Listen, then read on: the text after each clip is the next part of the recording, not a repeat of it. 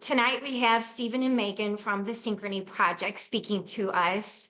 For those of you who are not familiar with the Synchrony Project, it is a matchmaking service specifically for Oneness Apostolics. And yes, there is a fee for their service.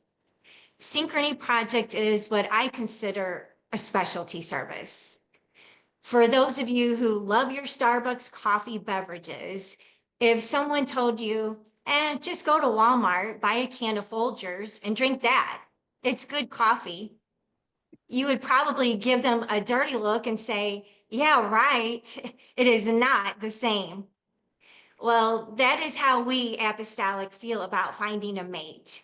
We are looking for a one God apostolic mate. Yes, we could go on the dating sites available out there and we could find a Christian mate. However, a Christian mate is kind of like Folgers coffee. A Christian mate is not the same as a Holy Ghost filled, a tongue talking, believes in one God, man, woman that we are looking for. Synchrony Project is matchmaking with those only of the apostolic faith. Not only do they match up individuals, but they do a profile on each one and find out who they believe would be a good match for you based upon like interest. I encourage you to listen to the many podcasts they have recorded. In these podcasts, they really go into depth in discussing so many of the issues that we as single people experience. They do not shy away from talking about sensitive subjects either. Everything they discuss is done in a godly manner and is biblical. If you listen to their podcast, you will quickly come to recognize the passion that Stephen and Meghan have for this ministry. The service Stephen and Meghan provide is a ministry. It's a much needed ministry in our apostolic world. As single apostolics experiencing the difficulty of being single, dealing with loneliness, and seeing the challenge it is of finding an apostolic mate, we all need to support the Synchrony Project. If joining the project is not for you at this time, there are other ways you can support them. You can listen to their podcasts and you can tell others about them. They just completed a devoted 10 days of prayers for singles. And every day they prayed for different topics. I was able to join Stephen and Meghan for the 10 days. And I'm telling you, everyone on this meeting tonight was called out in prayer. They prayed for singles all over the world. They prayed for every age group of singles and all the different things that the different age group goes through. They truly have a burden and a desire to help those in this journey of singleness. Thank you, Stephen and Meghan, for being willing to give of your time and to be with our group tonight. We really have been looking forward to what you are going to share with us. Meghan, you can take it away from here. Tina, thank you so much for that beautiful introduction. And thank you all for having us. We're so honored to be here. My name's Meghan. This is my husband, Stephen. We're going to kind of do a little bit of a thought sharing with you, just a piece of a larger topic that we feel like is pertinent to a lot of singles. And then we're happy to answer any questions you guys have and talk a little bit about what we do as matchmakers. But our goal tonight is not to advertise matchmaking necessarily, as much as it is just to deliver something that we think will be valuable to everyone. So we're really excited to be here. Babe, do you want to say hey? Yeah, I do. I just want to say, first of all, if you have listened to our podcast at all, you know that coffee is very important to me, Megan and I. And so that analogy really spoke to me. But no, thank you so much for having us. And please let us know if you have any questions along the way. Awesome. So can you guys see my screen okay? Can someone give me a thumbs up if you can see the screen share? Look all right? Okay, good. So I want to take a few minutes, and if one of our admins can let me know roughly what time you want the speaking portion to wrap up, that would be super helpful, just so I can keep an eye on that. Does anyone have a timestamp they want to give me? Or drop in the chat? While I'm waiting for that, someone asked, did the 30 minutes? Thank you. Okay, 30 minutes is perfect. Did the two of us meet through a matchmaking service? We did not. And that's part of our story that we dive into on the podcast. So we'll just plug that. Before we get into talking about matchmaking, though, what I want to spend some time talking about tonight is the topic of loneliness. And this is really the reason why Stephen and I got involved in the apostolic single experience. To be transparent with you guys, neither of us was single for very long. We got married when we were relatively young, and we hadn't experienced, extended singleness or return to singleness after marriage the way so many people here have. So it would be normal to ask the question like, well, why did this even become a thing? Why did, you get involved in singles work? And the reason is we got really passionate about loneliness. And to put all of our cards on the table, we don't believe that loneliness, is the will of God for his people any more than sickness is the will of God for his people or oppression is the will of God. We all go through seasons where we might experience loneliness, but we don't think that should last forever. So, in the course of working with singles and talking about matchmaking, we've also spent a lot of time talking and thinking about loneliness. So, I want to spend a few minutes just talking about some things we've learned that might be pertinent to you. Before I get into the weeds on that, oops, went too far. This is a little bit about us. So these are our two little rugrats, Lily and Fletcher. They're the best. They're 3 and 5. We live in Gainesville, Florida. We attend the Pentecostals of Gainesville under Pastor Jimmy Toney, the best church in the world. And our interests are ending loneliness, transforming apostolic dating culture, making it healthy, making it an effective way for us to choose partners, understanding the experience of apostolic singles in every walk of life, and ultimately helping people to build values-driven marriages, the kind of marriages that serve the church, that drive the church, that are the foundation of our community. We're the founders of the Synchrony Project, as you've heard. As Tina mentioned, we do host the Synchrony podcast. And as Stephen mentioned, we are heavy drinkers of coffee. It's a vice, but it's not the worst one we could have. So this is a piece of a larger talk that we've delivered in a few places, and we're not going to cover everything that we would normally cover in this. But I want to kind of focus this around a handful of questions that we've been trying to answer through our research and our interactions with singles. And these are questions that we've heard from singles. When we started the project in the summer of 2023, we started to interview people and gather survey data. And at this point, we've gathered survey data from hundreds and hundreds of apostolic singles. We've also done deep dive interviews with around 300 of them. So we've spent 300 hours basically just talking to singles about their experience and their goals. And so these are some of the questions that come up that we hear sort of again and again in different ways. The first one is, am I the only one who feels this lonely? I want to acknowledge up front that not every apostolic single experiences loneliness. And if you are in this room under the sound of my voice and you are not someone who experiences loneliness very frequently, we thank God for that. We celebrate that with you. But there are lots of people in our fellowship who experience loneliness very profoundly. It's something that really is part of their life constantly. And so this is a question we hear from them often. And then we also hear this question, why am I single? What have I done or not done that has sort of landed me in this position at this time of life? This wasn't where I expected to be. What's going on? Why am I here? And then this is a question that we probably won't cover today, but we spend a lot of time talking about this on the podcast and thinking about it. What can we as a church, as the body of Christ, do to support singles in this season and to address loneliness, not just to acknowledge that it exists, but to actually change how people experience it?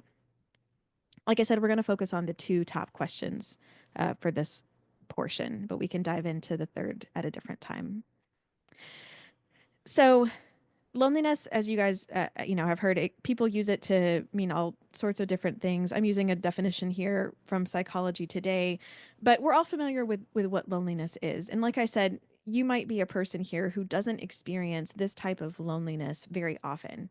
Maybe it's something that happens to you infrequently. Maybe it doesn't really happen for you at all. But it is something that a lot of people are carrying around. And we know because we asked people. So many of you might have participated in a survey that we did earlier in the year. We called the survey From Singles to Shepherds. And this was a survey that we disseminated out through our networks. I know that it reached a lot of the Facebook groups. If you were one of the respondents to that survey, I want to thank you because you participated in a really important project. We have gathered data from tons and tons of apostolic singles. And the goal of that survey was to really understand the experience of singles with loneliness so that we could deliver that information to our leaders, to our pastors, to our singles ministries, so that it could help them serve singles better and understand the experience of singleness. So I'm going to be sharing some of that data that you all might have provided and kind of helping us unpack what it means. If you can't tell, between me and Steven, he's the cool one and I'm the nerd. So I'm going to talk a lot about numbers and graphs, and he's going to come in and make it sound smooth and awesome. I'm only cool to you, babe. Oh, No okay, one, cool. no one else thinks that. That's fine. All right. So like I said, this was the From Singles to Shepherds data. At the time that I created these slides, I think we had like almost 600 people in the survey, which was pretty awesome. And so tons and tons of people have participated in it. Singles from all across the country, different ages, different church sizes, and they all answered questions about their experience with loneliness. So what we found in doing that survey, we asked this question about if people had experienced emotional or physical pain as a result of loneliness. And if you're like, physical pain, yes, pain from loneliness can be physical. We can talk about that. 88% of the people that we surveyed reported feeling at least some physical or emotional pain from loneliness.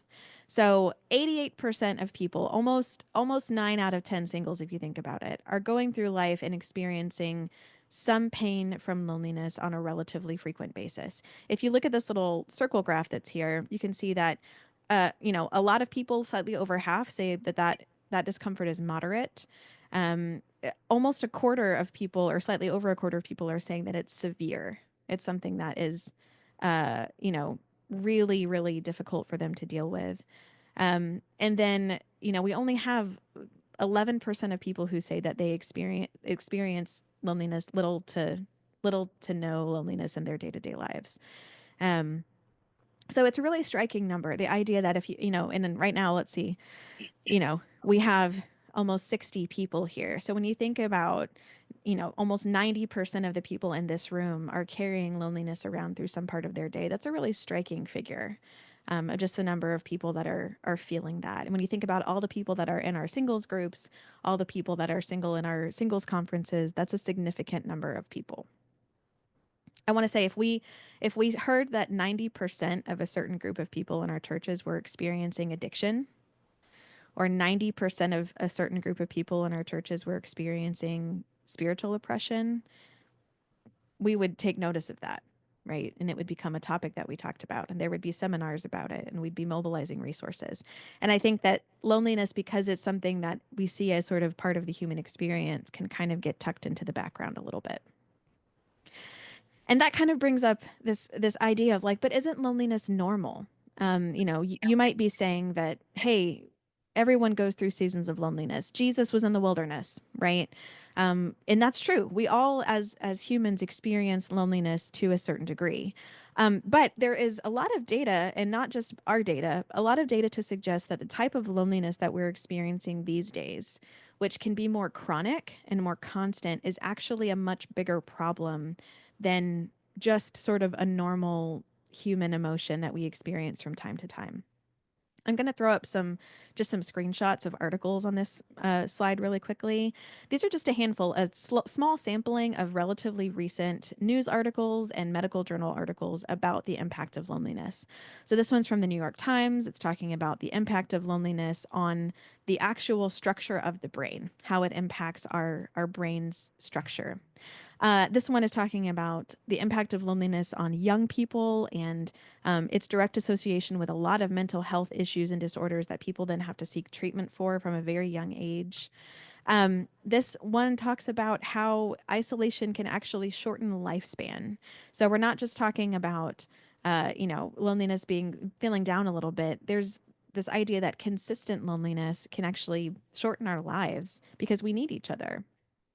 And then this is an article from The Lancet, which is one of the, I would say, foremost medical journals, talking about loneliness as a broader health issue. And this actually cites a study that was done by the U.S. Surgeon General several years ago. I think this was the 2023 report that he wrote about the impact of loneliness, where he said that the overall effects of loneliness, when you consider all the implications it has for our mental health, our cardiovascular health, lots of other sort of comorbidities that can come with it, the impact of chronic loneliness is akin to smoking a pack of cigarettes a day, which is nuts when you think about it.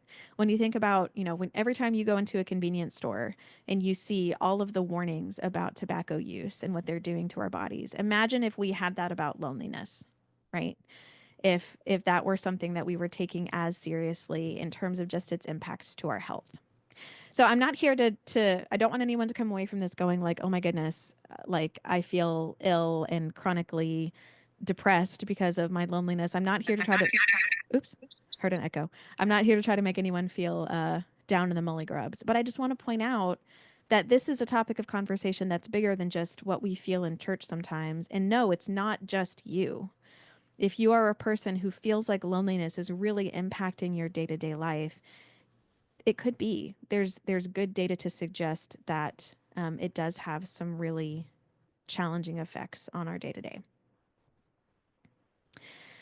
And I want to talk for a little bit about what loneliness is specifically doing in the church, in the body of Christ. Depending on how long you have been in church and you have been single, and we understand that, first of all, that singleness does not mean loneliness, and that you can be lonely without being single, and you can be single without being lonely. So we're not using those interchangeably. We do think that our singles are more prone to loneliness because of the way that our churches are organized around families. One of the things that we hear constantly is, something that's so normal in churches is to have a pastor to call everyone up to the front to pray with their families, right? Go get your husband, go get your wife, go get your children, pray with them. And that experience that's happening every Sunday, probably in our churches, in different places at different times, is immediately isolating to our singles. That's just one small example of the way that singleness could predispose you to more loneliness when you're in the church. There's lots of other ways that it shows up. We're going to talk about some of those a little bit, but I want to talk about what our data showed about the actual impacts of loneliness on the health of our organizations and the health of our churches. These are not going to be surprising to you. This is sort of a summary that's drawn from the different anecdotes that we took from our survey respondents. I'm going to just go through them because I want you to sort of understand the breadth of what we've talked to people about. We understand that loneliness inspires grief. Whether you have been married in the past and are grieving the loss of a relationship, or you have been a person who's been in extended singleness past when you expected to be, and you've been grieving a life that you thought you were going to have. Maybe children that you thought you were going to have, a marriage that you expected to have many years ago. Loneliness can cause grief to become part of the day-to-day life of our people in church. It can develop a feeling of stagnation. I've talked to multiple singles who have, reached sort of the pinnacle of their area of ministry, maybe as a missionary. And then there's a ceiling that they hit that they feel like they can't go past because they don't have a spouse. And they're not able to seek out maybe a full missionary appointment, or they're not able to fully dive into the ministry that they feel called to because we tend to cater toward married couples for those ministries. I wanna interject there. You said something a second ago that I kind of want to not correct, but you said that they feel like they can't pass. Mm. And there are quite literally barriers that stop singles or single individuals who want to pursue further in ministry because of the structures that some of the ministries have set up requiring a spouse. And so there are some people who have been in the mission field for 25 years and have started churches and have pastored churches, but they can't become a full missionary because they don't have a spouse, which is blows my mind. But that's quite literally a thing that we're struggling with. Yeah. Yeah. So sometimes it can make you feel like you're stuck. And I think that's something that a lot of people experience at different levels. It can create exhaustion.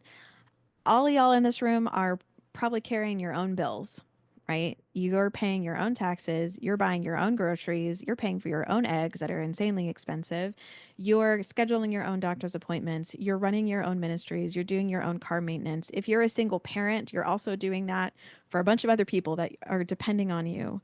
And it can be exhausting to carry that burden just of the executive function of life alone.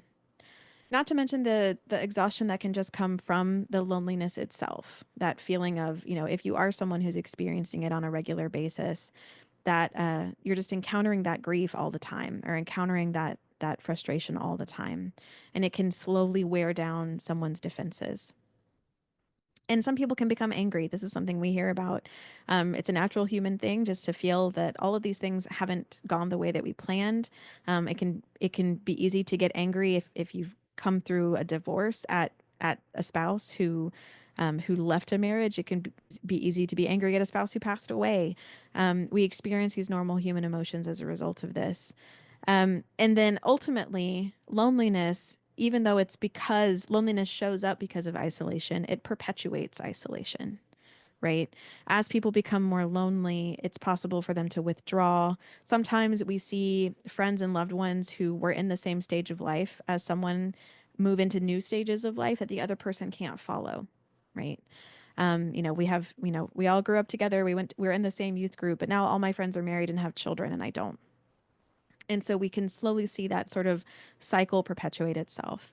These are all things that you guys have probably heard about and have had experience with. And I'm not here to label anybody with these things, but I want you to understand these are the things that people are bringing up to us and what we see as just part of this cycle. And this is the most important thing. If I can leave you with nothing else, I want this statistic to get carried into every church in a conversation with pastors and leaders.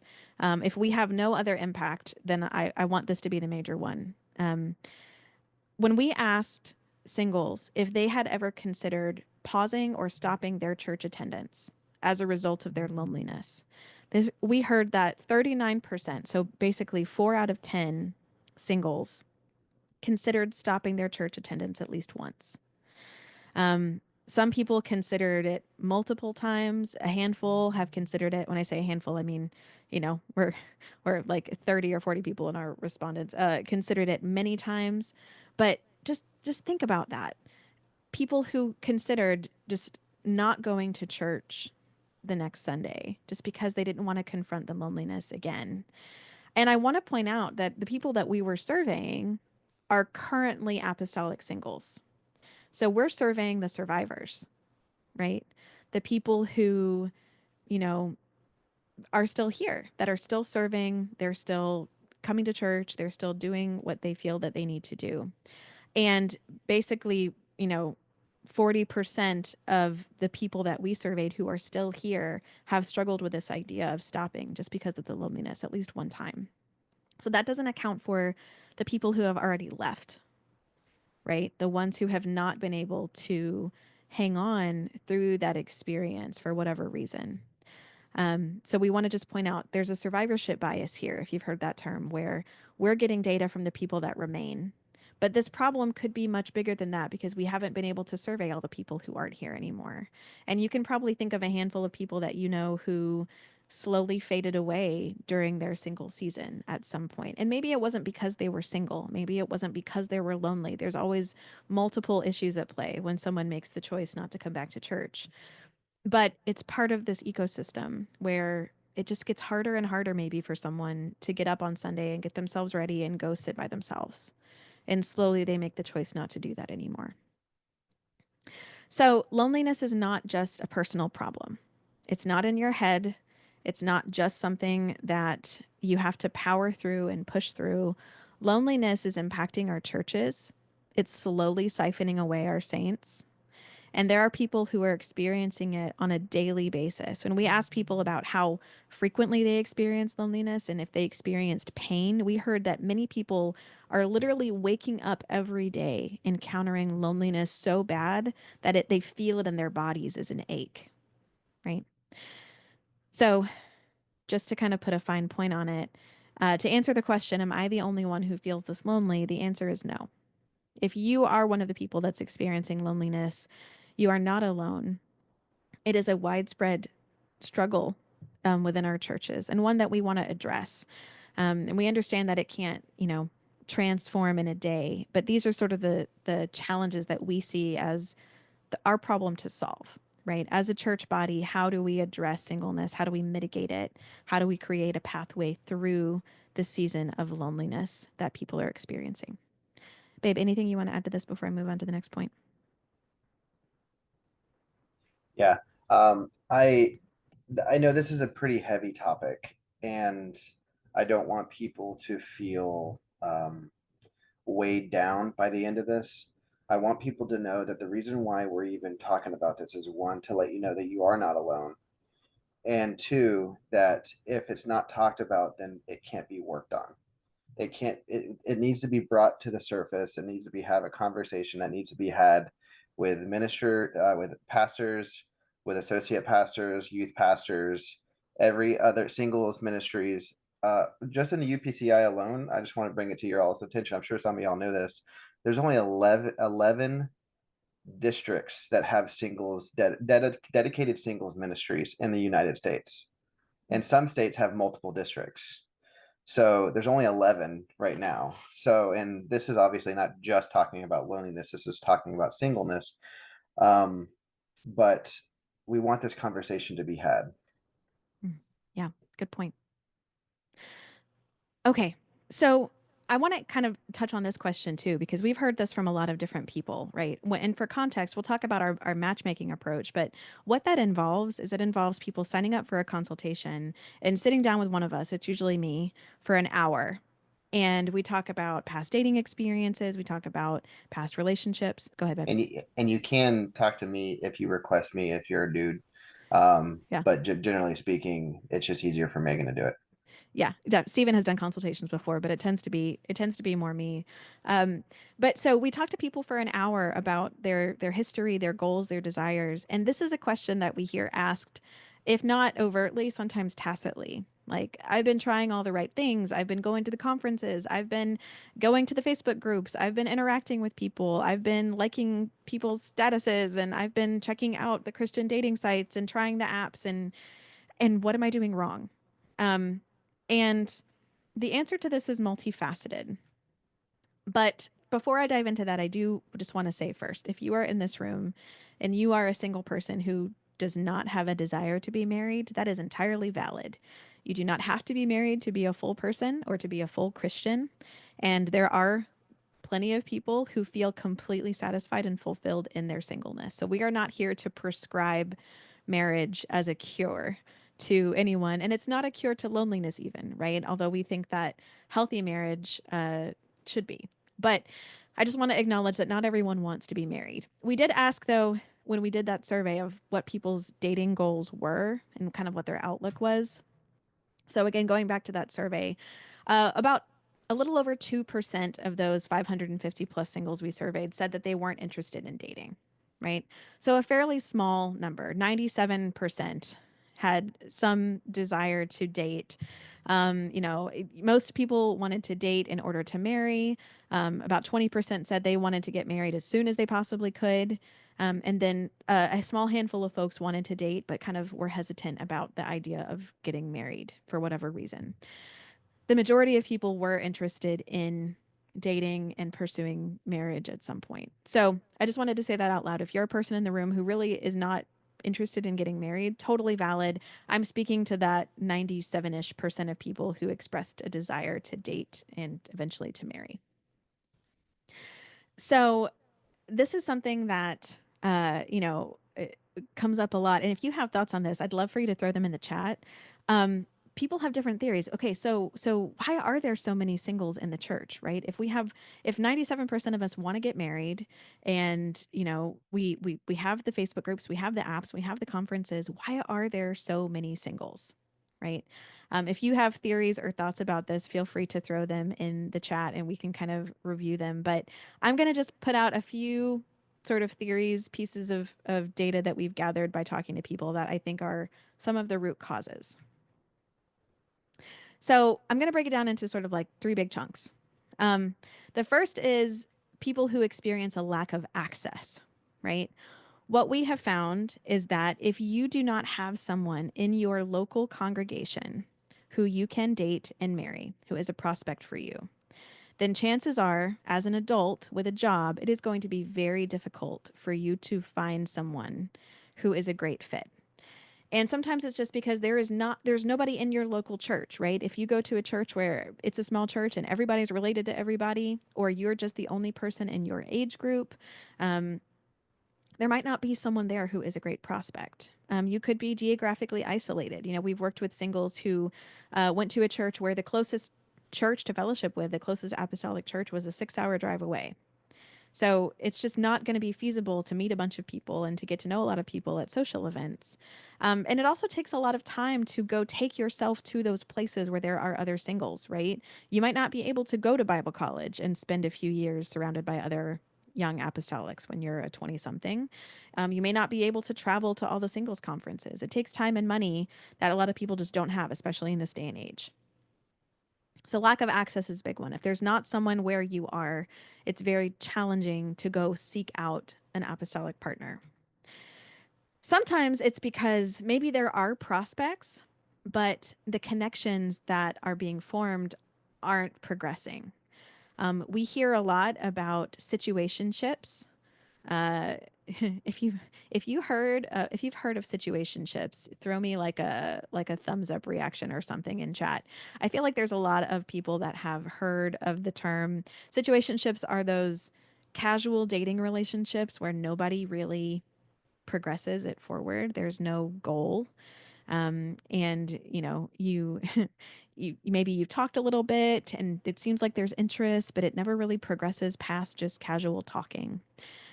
So sometimes, there's a lot of thumbs, Stephen. Sometimes, you know, we'll see that people are making connections, but those connections just stay very shallow. They don't form into something deeper. The conversation doesn't progress toward an actual relationship. And this is actually something that I think people encounter a lot online. So those online spaces are great. They are challenging sometimes to make deep connections in, and I think this happens a lot there. And then I think the final thing is vastly different expectations, not necessarily good or bad expectations, but very different expectations of what people are looking for in partners. We've seen some really stark differences in what women expect out of dating partners versus what men expect. We also know that our church culture is influenced by worldly culture, including some of the unhealthy expectations that exist in worldly dating culture. And then we also sometimes see that the expectations just aren't clear, right? It's not even that people have expectations that might be, you know, not entirely healthy or not entirely realistic. Sometimes it's just because the connections aren't clear because of communication issues where people don't know, you know, how frequently are we supposed to text each other? How much are we supposed to interact? Are you supposed to be the one to text first or am I? There just hasn't been that clear communication, and so there's not progress being made. So these are just three of many, many, many contributing factors for why we see so much singleness in the church. But I think these are the ones that we see most frequently and that people are grappling with most significantly. So I just want to kind of reinforce, if you are a single person who does not desire to be single and you have asked yourself the question, like, what am I doing wrong? What's going on? There is a good chance that your lack of partner is not because of something wrong with you. It's not something that you're doing or not doing. It could very well be the dating culture that we have, where if you don't have someone in your local church, it can be very difficult to find someone. It can be very difficult to build deep connections in the existing spaces that we do have for singles, like conferences and online. And our culture is rife with communication issues, unhealthy expectations, and things that we've borrowed from worldly dating culture that have made their way into the church quietly. So if you're experiencing this, I just want to kind of take it off your mind. It might not be you. We have a cultural problem to solve. We have the need to rebuild our dating culture into a healthier space where people can meet effectively and can connect deeply. Babe, do you have thoughts on that? I do, but my ADHD is really kicking in whenever I'm reading this chat, so I keep Cool. on losing it. So you're doing great. I believe Okay, in you. great.